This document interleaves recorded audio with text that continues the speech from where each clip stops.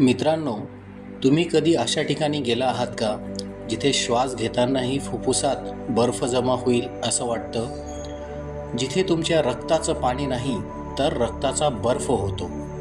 हे ठिकाण अंटार्क्टिका नाही तर आपल्या भारतातलं द्रास आहे. आज आपण जाणून घेणार आहोत द्रासबद्दलची अशी 5 तथ्ये जी वाचून तुमच्या अंगावर शहारे येतील. तथ्य क्रमांक 1.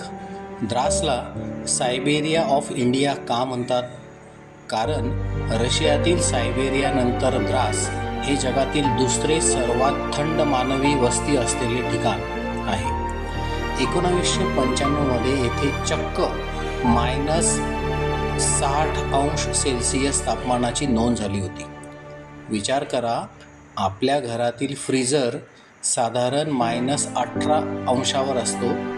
द्रास त्यापेक्षा 3 पटीने जास्त थंड आहे.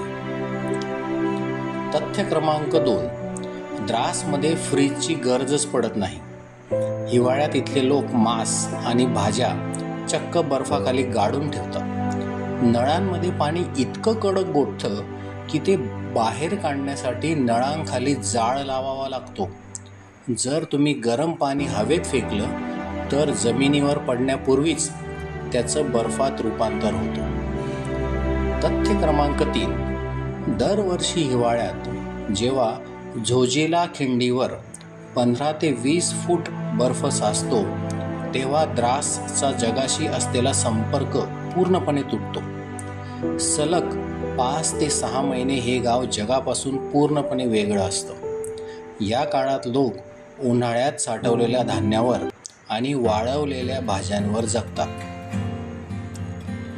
तथ्य क्रमांक 4.